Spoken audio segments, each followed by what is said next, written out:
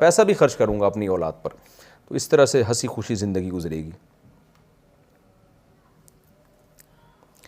میاں بیوی کا ویڈیو کال پر ایک دوسرے کا برہنہ جسم دیکھنا. یہ سوال اگرچہ حیا کے خلاف ہے لیکن بہت زیادہ پوچھا جاتا ہے یہ سوال, تو اس لیے میں بیان کر رہا ہوں. میں سعودی عرب میں رہتا ہوں, میری زوجہ پاکستان میں رہتی ہیں, ہم ویڈیو کال کرتے ہیں, تو اگر ویڈیو کال میں ہم ایک دوسرے کا جسم دیکھیں تو کیا یہ جائز ہے یا نہیں, اس میں کوئی گناہ تو نہیں ہے؟ ایک صاحب نے پوچھا ہے سعودی عرب سے.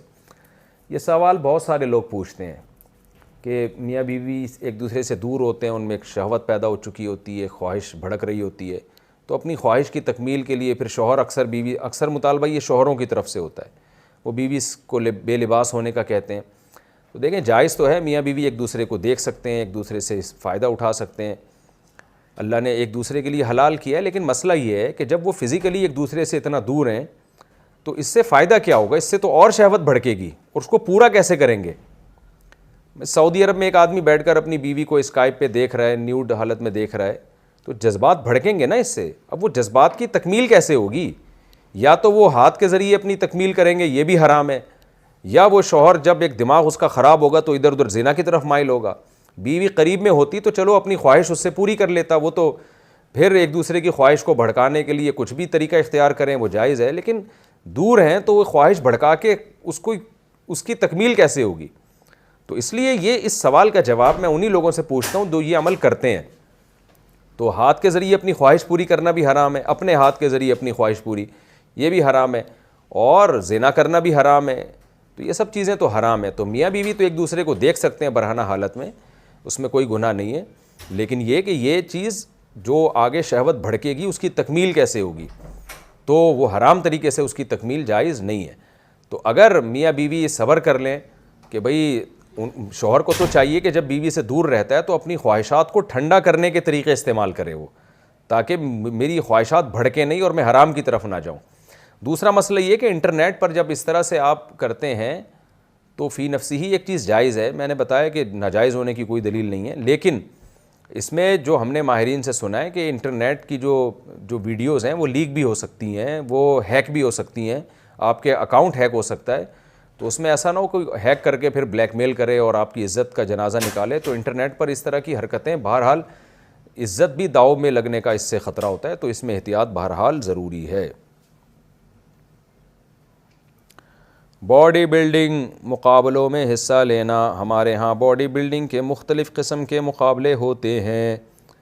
اس میں پینٹ کو ناف سے تھوڑا نیچے سے پہننا ہوتا ہے اور وہ گھٹنے تک ہوتی ہے, تو کیا اس میں حصہ لے سکتا ہوں یا نہیں؟ محمد رفیع الدین انڈیا سے. دیکھیں ناف سے لے کے گھٹنے تک کا جو حصہ ہے یہ سطر میں داخل ہے, اس کا چھپانا فرض ہے. علاج معالجے کی نیت سے تو ڈاکٹر کے سامنے ایک مجبوری میں کھولنے کی مجبوری کی حد تک گنجائش ہے. یہ مقابلے کوئی شرعی مجبوری تو نہیں ہے نا, لیکن ناف سطر میں داخل نہیں ہے. تو ناف کے نیچے سے جو ایریا ہے اور گھٹنے سمیت یہ علاقہ سطر میں داخل ہے, اس کو چھپانا بہرحال فرض ہے. تو اگر آپ اس طرح سے مقابلوں میں حصہ لیتے ہیں کہ ناف تو کھلی ہے لیکن آگے ناف سے نیچے کا جتنا ایریا گھٹنے تک گھٹنے سمیت وہ اگر ڈھکا ہوا ہے تو پھر انشاءاللہ کوئی گناہ نہیں ہوگا. اللہ سے سر کی ٹوپی موٹی پہنے یا پتلی؟ سر کی ٹوپی موٹی یا پتلی کیسی پہننی چاہیے؟ کپڑوں کو سنت کے مطابق کیسے بنانا چاہیے؟ حبیب اللہ دبئی سے. یہ مسئلہ میں کئی بار بتا چکا ہوں. جیسی چاہے ٹوپی پہنیں, جو آپ پہ اچھی لگے, جوکر نہ لگیں آپ اسے پہن کے. بعض لوگ عجیب سی ٹوپیاں پہن رہے ہوتے ہیں کیونکہ ان کے بزرگ نے پہنی ہوتی ہیں. اب اس ٹوپی کا ہمارے سوسائٹی میں کلچر ہی نہیں ہے جی. ونس اپون اے ٹائم وہ حضرت جی نے پہن لی تھی تو اب یہ بھی پہن رہے ہیں, عجیب سے جوکر لگ رہے ہوتے ہیں اس میں. تو ایسی چیز پہنیں جو کہ لوگ آپ کی طرف مائل ہوں. باقی کون سا لباس پہنے تو شریعت نے کوئی لباس متعین نہیں کیا ہے. ہر قوم کا اپنا کلچر ہوتا ہے. نبی صلی اللہ علیہ وسلم نے عرب کے کلچر کے لحاظ سے لباس پہنا ہے. تو اس میں دو چیزوں کا خیال ضروری ہے. ایک لباس کسی غیر مسلم خاص قوم کا شعار نہ ہو. ایسا لباس نہ ہو لوگ پہن کے آپ کو سمجھیں یہ تو وہ فلاں قوم کا فلاں غیر مسلم آ رہا ہے, ایسا لباس نہ ہو. دوسرا یہ کہ اتنا چست نہ ہو کہ سطر نظر آتا ہو اس سے, یہ جھلکتا ہو. اور تیسرا یہ کہ مرد کا لباس ٹخنوں سے اوپر ہو. یہ تین شرطیں ہیں. تو پھر جو چاہے پہنے آپ. بالکل سرخ بھڑکتا ہوا کلر بھی نہ ہو کیونکہ یہ عورتوں کا ہوتا ہے. اسی طرح ایسا لباس جس میں عورتوں کی مشابہت ہو وہ بھی نہ مرد ساڑیاں پہن کے پتہ چلا گھومنا شروع کر دیں تو یہ تو حرام ہے، اس میں عورتوں کی مشابہت ہے۔ باقی جیسا چاہیں لباس پہنیں، بس ایسا پہنے کہ دیکھنے میں اچھے لگے، جوکر نہ لگیں آپ۔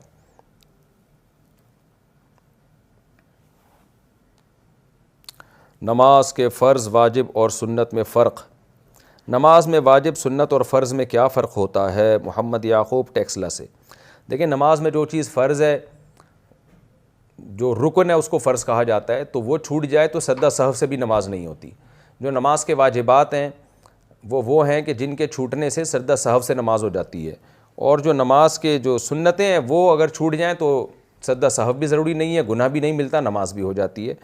تو اب کون کون سی چیزیں فرض ہیں، کون کون سی سنت ہیں، کون کون سی واجب ہیں، تو آپ یہ تو اب لمبا پورا چیپٹر ہے۔ آپ تسہیل بہشتی زیور جو جامعۃ الرشید نے چھاپی ہے بہشتی زیور کی کو آسان کر کے، حضرت مولانا شرف علی تھانوی رحمۃ اللہ علیہ کی کتاب ہے، وہ گھر میں خرید کے رکھ لیں تو اس میں نماز کے فرائض، واجبات اور سنتیں بہت ڈیٹیل سے ہیں۔ نماز میں بیٹھنے کے بجائے کھڑے ہو گئے تو کیا کریں؟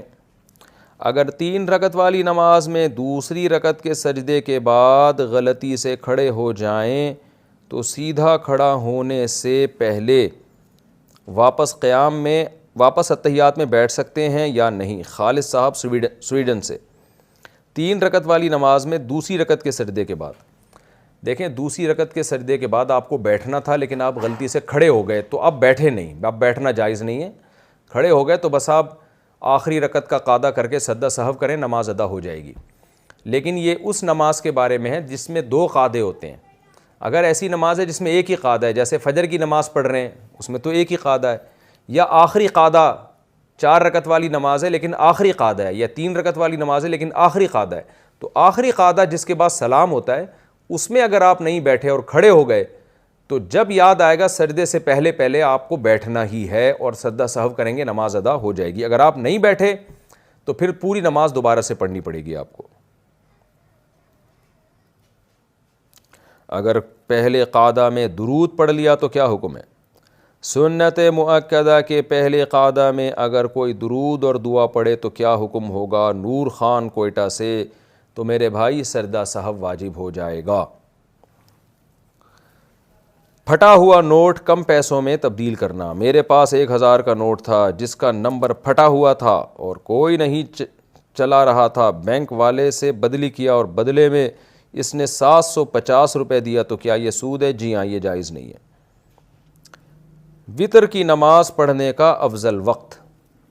وتر کی نماز فرض کے ساتھ ہی پڑھنی چاہیے یا رات کے آخری وقت میں تہجد کی نماز کے ساتھ پڑھنی چاہیے؟ کون سا طریقہ زیادہ افضل ہے؟ شہزان صاحب کشمیر سے۔ آخر وقت میں اگر یقین ہو اٹھنے کا تو سب سے آخر میں وتر پڑھنی چاہیے۔ حدیث میں آتا ہے اجعلوا آخر صلاتکم وترا، اپنی رات کی نمازوں میں سب سے آخری نماز وتر کو بناؤ۔